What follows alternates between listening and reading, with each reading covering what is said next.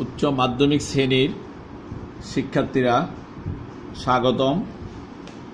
আজকে তোমাদের যে বিষয়ে ক্লাস নেওয়া হবে সে বিষয়ের নাম হলো সমাজকর্ম প্রথম পত্র, অধ্যায় 2, দরিদ্র আইনের ধারণা, দরিদ্র আইনের ইতিহাস, সমাজকর্ম পেশার বিকাশে দরিদ্র আইনের ভূমিকা। এই দরিদ্র আইনের ধারণা, ইতিহাস আর ভূমিকা আলোচনা করে তোমরা যা শিখতে পারবে, প্রথম হলো দরিদ্র আইনের ধারণা ব্যাখ্যা করতে পারবে, দ্বিতীয়ত হলো সমাজকর্ম পেশার বিকাশে দরিদ্র আইনের ভূমিকা মূল্যায়ন করতে পারবে। এই অধ্যায় আলোচনা করে আর যা শিখবে তা হলো দরিদ্র আইনের ইতিহাস সম্পর্কে জানতে পারবে। তাহলে আমরা এখন শুরু করি। প্রথমে আলোচনা হলো দরিদ্র আইনের ধারণা। দরিদ্র আইন বলতে সাধারণত দরিদ্রদের জন্য প্রণীত আইনকে বোঝায়, তবে সমাজ কল্যাণ, সমাজকর্ম ইতিহাস বিশ্লেষণ করলে এর ভিন্ন ও তাৎপর্যপূর্ণ ধারণা খুঁজে পাওয়া যায়। বিশেষ করে যুক্তরাজ্যের দরিদ্র আইনের ইতিহাস পর্যালোচনা করলে এই ধারণা সুস্পষ্ট হয়। দরিদ্রদের অবস্থার উন্নয়ন, ভিক্ষাবৃত্তি রোধ, সক্ষমদের কাজ করতে বাধ্য করা কিংবা তাদের সামাজিক নিরাপত্তা প্রদানের লক্ষ্যে ইংল্যান্ড ও আমেরিকা সরকারের বিভিন্ন সময়ে বিভিন্ন অবস্থার প্রেক্ষাপটে বিভিন্ন আইন প্রণয়ন করে। দরিদ্র আইনের ভিত্তিভূমি হিসাবে ইংল্যান্ডকে বিবেচনা করা হয়ে থাকে। মূলত দারিদ্র দূরীকরণ, ভিক্ষাবৃত্তি রোধকল্পে 4th শতাব্দী থেকে 20 শতাব্দী পর্যন্ত ইংল্যান্ডে যেসব আইন প্রণয়ন বাস্তবায়ন করা হয় সেগুলোকে দরিদ্র আইন বলা হয়। অন্যভাবে বলা যায়, ইংল্যান্ড ও আমেরিকার ভিক্ষুক, ভবঘুরে এবং সমাজের দুস্থদের কল্যাণে দরিদ্রদের শ্রেণীকরণ, সংশোধন, অর্থনৈতিক ও সামাজিক সেবা প্রদান, প্রয়োজনীয় ক্ষেত্রে শাস্তিদানের মাধ্যমে দারিদ্র নিয়ন্ত্রণমূলক আইনকে দরিদ্র আইন বলে। এই দরিদ্র আইন কাকে বলে এখানে আমরা আলোচনা করে যে গুরুত্বপূর্ণ তথ্য পেয়েছি তা হল মূলত দারিদ্র দূরীকরণ, ভিক্ষাবৃত্তি রোধকল্পে 14th শতাব্দী থেকে 20 শতাব্দী পর্যন্ত ইংল্যান্ডের যেসব আইন প্রণয়ন বাস্তবায়ন করা হয় সেগুলোকে দরিদ্র আইন বলা হয়। তবে কেউ কেউ মনে করেন ব্রিটিশ ইতিহাসের দরিদ্র আইন হচ্ছে দারিদ্র্যের ত্রাণ সরবরাহের এক গুচ্ছ আইন, যেগুলো শতকে ইংল্যান্ডের বিকশিত পরিচালিত হয়। দ্বিতীয় বিশ্বযুদ্ধ পর্যন্ত এতে বিবিধ পরিবর্তন আসে। 1349 সালে রাজা 3য় এডওয়ার্ড ইংল্যান্ডের দারিদ্র দূরীকরণের প্রথম পদক্ষেপ হিসাবে সর্বপ্রথম শ্রমিক আইন 1349 প্রণয়ন করেন।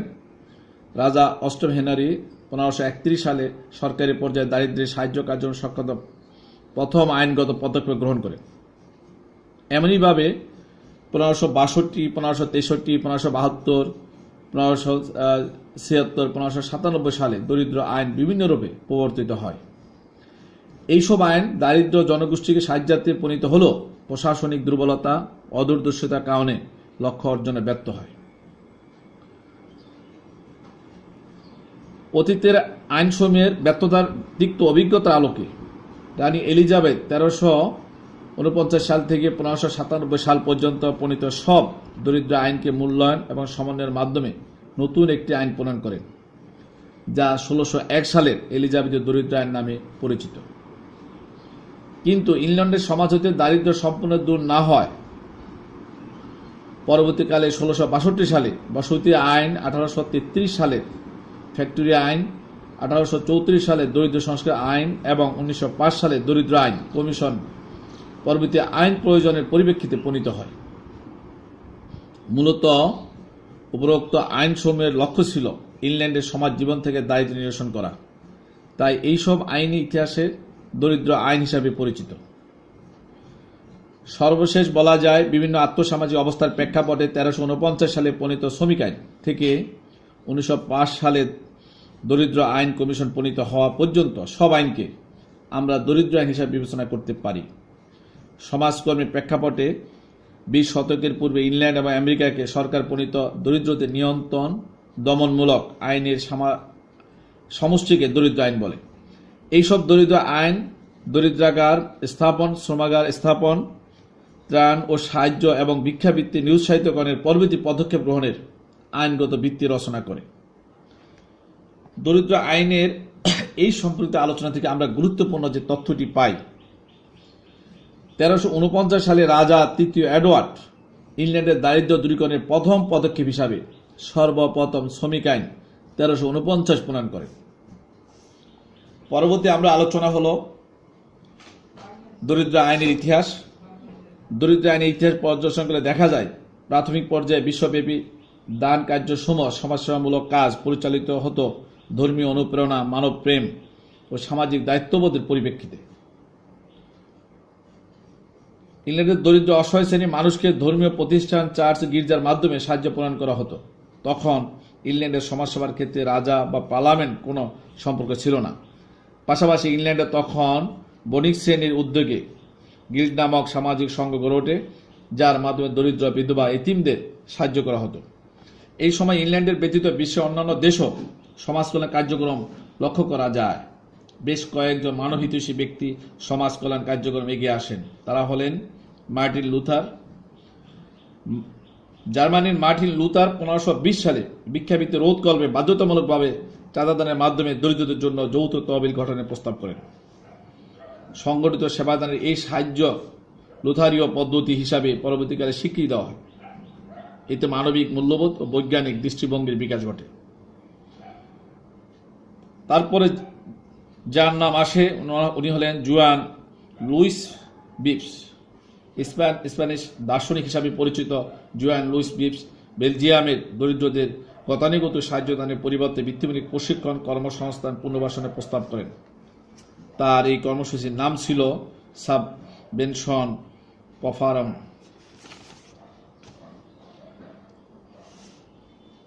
এইসব সমস্যার পর্যায়গুলো মূলত 4 ধরনের ছিল, যথা সামন্ত যুগের অবসান, বেকারত্ব বৃদ্ধি, যুদ্ধ ফেরত সৈনিকদের সমস্যা, প্লেগের প্রাদুর্ভাব। এইভাবে বিশ্বব্যাপী যখন দরিদ্র নিয়ে চিন্তাভাবনা চলছিল, তখন ইংল্যান্ডের 4th শতকের শুরুতে কিছু মারাত্মক সমস্যা দেখা দেয়। এইসব সমস্যার পর্যায়গুলো এখন আলোচনা করা হলো। প্রথম যেমন সামন্ত যুগের অবসান। সামন্ত যুগের অবসান হলো ইংল্যান্ডের সামাজিক অর্থনৈতিক জীবনের ব্যাপক পরিবর্তন সূচিত হয়। হাজার হাজার ভূমিদাস বন্দী জীবন থেকে মুক্তি লাভ করে। বেকারত্ব বৃদ্ধি। শিল্প বিপ্লবের মাধ্যমে কিছু সংখ্যক শিল্পের আবির্ভাব ঘটে। শিল্প খুবই স্বল্প সংখ্যক লোকে কর্মসংস্থান হতো এবং স্থানীয় শ্রমিকরাই কাজ করার সুযোগ লাভ করত। এই অবস্থায় দূর থেকে আগত অপরিচিত বহু লোক বেকার হয়ে চরম নিরাপত্তাহীনতার শিকার হয়। যুদ্ধ ফেরত সৈনিকদের সমস্যা। ফ্রান্সের যুদ্ধ থেকে আগত সৈনিকরা গ্রামের চেয়ে শহরে বসবাস করতে সবচেয়ে বেশি পছন্দনীয় বলে মনে করত। ফলে কর্মসংস্থানের অভাব তৎকালীন ইংল্যান্ড আরও একটি প্রকট আকার সমস্যার সম্মুখীন হয়। প্লেগের প্রাদুর্ভাব। 1348 ইংল্যান্ডে প্লেগ রোগে 2/3 লোক মারা যায়। এর ফলে ব্যাপকভাবে শ্রমিক সংকট দেখা দেয়। ইংল্যান্ডের উপরোক্ত 4 পর্যায়ের সমস্যা কার্যকরভাবে মোকাবেলা করে বঞ্চিত অর্থনৈতিক, সামাজিক পরিবেশ সৃষ্টি করার জন্য রাজা বা পার্লামেন্টের হস্তক্ষেপ একান্ত জরুরিভাবে দেখা দেয়। ফলে সরকারি পর্যায়ে প্রয়োজনের পরিপ্রেক্ষিতে বিভিন্ন দরিদ্র আইন প্রণয়ন করে ইংল্যান্ড পুনর্গঠনে নতুন ও বিজ্ঞান ভিত্তিক কার্যক্রম গ্রহণ করা হয়। তারপরে আলোচনা হলো আজকের ক্লাসের সমাজকর্ম পেশার বিকাশে দরিদ্র আইনের ভূমিকা। আজকের বিশ্বের অন্যান্য দেশে সমাজকর্ম পেশা হিসাবে স্বীকৃতি পেয়েছে। দেশে দেশে সমাজকর্মের এই বিস্তার একদিন সম্ভব হয়নি। পৃথিবীতে কোনো দেশে একদিনে পেশার মর্যাদা লাভ করেনি। দীর্ঘ সময়সীমায় পর্যায়ক্রমে প্রয়োজনীয় সব শর্ত পূরণের মাধ্যমে প্রতিটি পেশা তার মর্যাদা পায়। সমাজকর্ম তেমনি জন্মলগ্ন থেকে বিভিন্ন পর্যায়ে অতিক্রম করে পেশার মর্যাদা লাভ করছে। সমাজকর্মের সূচনা হয় ইংল্যান্ডে, বিকশিত হয় আমেরিকায়। সমাজকর্ম পেশার বিকাশে প্রাথমিক ও মূল ভূমিকা পালন করে ইংল্যান্ডের ক্রম উন্নয়নশীল দরিদ্র আইনগুলো। এগুলোর মধ্যে 1601, 1834, 1905 সালের দরিদ্র আইন এবং 1942 সালের বিভারেজ রিপোর্ট বিশেষভাবে উল্লেখযোগ্য। সমাজকর্ম পেশা বিকাশে দরিদ্র আইনের ভূমিকা অপরিসীম। প্রকৃতপক্ষে এই আইনগুলো সমাজকর্ম পেশার ভিত্তি রচনা করে। ইংল্যান্ড প্রণীত ইংল্যান্ডে প্রণীত ও প্রবর্তিত দরিদ্র আইনসমূহ সমাজ কল্যাণ সরকারের দায়িত্বের সূচনা হিসাবে বিবেচিত। সমাজকর্ম পেশার বিকাশে অবদান পরিপ্রেক্ষিতে ইংল্যান্ডের গৃহীত উদ্যোগসমূহকে দুটি দৃষ্টিভঙ্গিতে বিশ্লেষণ করা হয়, যথা ক প্রাথমিক দরিদ্র আইন, ক্ষত হল মূল প্রভাব বিস্তারকারী দরিদ্র আইন। এই আইনসমূহের প্রত্যক্ষ পরোক্ষভাবে ইংল্যান্ডের সমাজকর্মের শ্রীবৃদ্ধি ঘটে ও দিনে দিনে বিকশিত হয়ে ওঠে। নিচে পর্যায়ক্রমে আলোচনার মাধ্যমে আমরা সমাজকর্ম পেশার বিকাশে দরিদ্র আইনের ভূমিকা সম্পর্কে জানতে পারব। ক প্রাথমিক দরিদ্র আইন। প্রাথমিক দরিদ্র আইনের একে আছে 1349 সালের শ্রমিক আইন, দুইটা আছে অষ্টম হেনারি দরিদ্র আইন 1531, তিনে আছে 1597 সাল পর্যন্ত এলিজাবেথ দরিদ্র আইনসমূহ। চতুর্থ শতকে সামন্ত যুগের অবসান, রেনেসাঁ প্রভাবে ধর্মনিরপেক্ষ জাতীয়বাদী রাষ্ট্রের উদ্ভব, জাতীয় দুর্যোগ, প্লেগ রোগের প্রাদুর্ভাব, শিল্পী বিপ্লবের সূচনা প্রভৃতি কারণে ইংল্যান্ডের সমাজ জীবনে বিভিন্ন সমস্যা দেখা দেয়। এইসব আত্মসামী অবস্থা ইংল্যান্ডের দরিদ্র অবস্থাকে চরম পর্যায়ে উপনীত করে। শ্রমিক সংকট নিরসনে এবং আন্তঃসামাজিক সমস্যা মোকাবেলা করার লক্ষ্যে 1349 সালে রাজা তৃতীয় এডওয়ার্ড সর্বপ্রথম শ্রমিক আইন প্রণয়ন করেন। এই শ্রমিক আইনই প্রথম দরিদ্র আইন হিসেবে বিবেচিত। এই আইনগুলির মূল লক্ষ্য ছিল সক্ষম শ্রমিকদের যে কোনো ইচ্ছুক মালিকদের অধীনে নিজ এলাকায় কাজ করতে বাধ্য করা। আর দ্বিতীয় লক্ষ্য ছিল ভবগুরুমি ও ভিক্ষাবৃত্তি বন্ধ করা। তৃতীয় লক্ষ্য ছিল এই আইনের 1349 সালের শ্রমিক আইন সক্ষম দরিদ্রের ভিক্ষাদান থেকে জনগণকে বিরত রাখা। তবে এই আইন দারিদ্র নিরসনে তেমন কোনো অবদান রাখতে পারেনি। অষ্টম হেনারীয় দরিদ্র আইন 1531 সরকারি পর্যায়ে দারিদ্র সমস্যা মোকাবেলা করার লক্ষ্যে ইংল্যান্ড সর্বপ্রথম গঠনমূলক পদক্ষেপ গ্রহণ করেন রাজা অষ্টম হেনারি। তিনি 1531 সালে একটি দরিদ্র আইন প্রণয়ন করেন। আইনটিতে স্থানীয় বিচারককে নির্দিষ্ট ভিক্ষুকদের যেমন বৃদ্ধ অক্ষমদের ভিক্ষা করার লাইসেন্স প্রদান এবং লাইসেন্সবিহীন ভিক্ষুকদের কঠোর শাস্তি প্রদানের সক্ষমতা দেওয়া হয়। ইংল্যান্ডের দরিদ্র পৃষ্ঠপোষক দরিদ্রদের সাহায্যদানের জন্য রাজা অষ্টম হেনারি 1536 সালে অপর একটি আইন পাশ করে সর্বপ্রথম সুনির্দিষ্ট পরিকল্পনা গ্রহণ করে। আলোচ্য আইনটি the act of punishment of sturdy vagabonds and beggars নামে পরিচিত। এই আইনকে প্রধানত ইংল্যান্ডের দরিদ্র আইন ব্যবস্থার প্রারম্ভিক ভিত্তি হিসাবে বিবেচনা করা হয়। প্রকাশ্যে ভিক্ষাবৃত্তি বন্ধ করার জন্য আলোচ্য আইনে বিধান করা হয়, কিন্তু ভিক্ষুকদের প্রতি কঠোরতার জন্য এই আইনগুলো ব্যর্থ হয়। 1537 সাল পর্যন্ত এলিজাবেথ দরিদ্র আইনসমূহ। ইংল্যান্ডের রানী প্রথম এলিজাবেথ 1558 সালে সিংহাসন আরোহণ করেন এবং 1603 সালে মারা যান। তার রাজত্বকালে বিভিন্ন দরিদ্র আইন প্রণীত হয়। দরিদ্র আইনগুলোর একসঙ্গে এলিজাবেথ দরিদ্র আইন শিরোনাম হিসেবে আখ্যায়িত করা হয়। এলিজাবেথ দরিদ্র আইনের প্রধান উদ্দেশ্য ছিল দরিদ্রদের আচার আচরণ নিয়ন্ত্রণ করা এবং দরিদ্রদের সাহায্যের দায়িত্ব সরকারিভাবে স্বীকার করে নেওয়া। এলিজাবেথ দরিদ্র আইনগুলো প্রথম সমাজকল্যাণের সরকারি দায়িত্বের কথা সুস্পষ্ট ঘোষণা করে। রানী প্রথম এলিজাবেথ 1572 সালে একটি নতুন আইন পাশ করে দরিদ্রদের সাহায্যার্থে সাধারণ কর প্রবর্তন করেন। এই আইন প্রণয়নের মধ্যে দিয়ে জীবিকা নির্বাহে অক্ষম দরিদ্রদের ভরণ পোষণের সরকারি দায়িত্বের চূড়ান্ত স্বীকৃতি মেলে। 1576 সালে 1572 সালের আইন সংশোধন করে দরিদ্র ভিক্ষুক যুবকদের সংশোধনাগারে প্রেরণের ব্যবস্থা করা হয়। পরবর্তীকালে 1597 সালে আরেকটি আইন প্রণয়ন করে বৃদ্ধ, অন্ধ, বিকলাঙ্গ এবং অক্ষম দরিদ্রদের জন্য দারিদ্রাগার স্থাপনের ব্যবস্থা গ্রহণ করা হয়।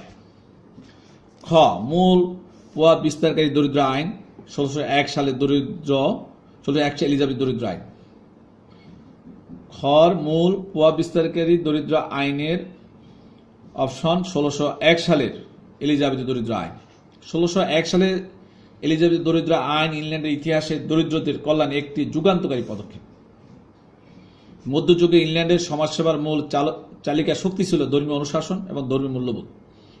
দরিদ্র অসহায়দের কল্যাণে সেবামূলক কার্যক্রম চার্চ ও গির্জার মাধ্যমে পরিচালিত হতো।